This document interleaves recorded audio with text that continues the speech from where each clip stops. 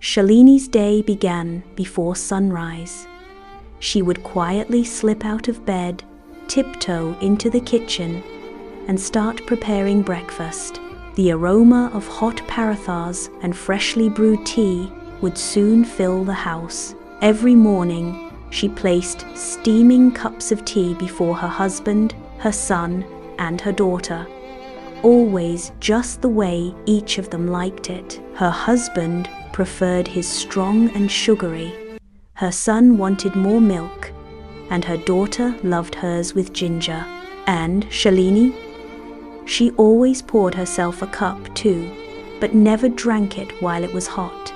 By the time everyone else had eaten, dressed, and left, her own tea would sit on the counter, untouched, growing colder with each passing minute. Sometimes she would take a sip as she cleared the plates. Sometimes she wouldn't even get to that. It became a quiet habit to put herself last. One winter morning, as she brought tea to the table, her husband looked up at her and suddenly noticed.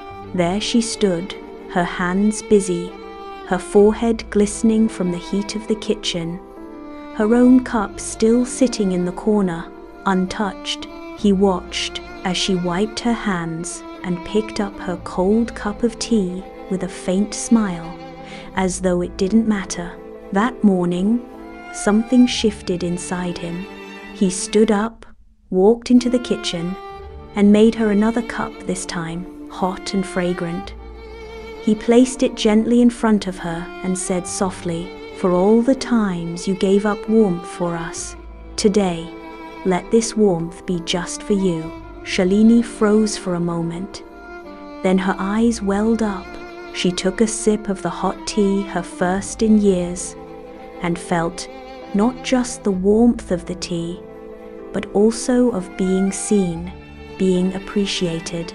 That day, she smiled a little brighter.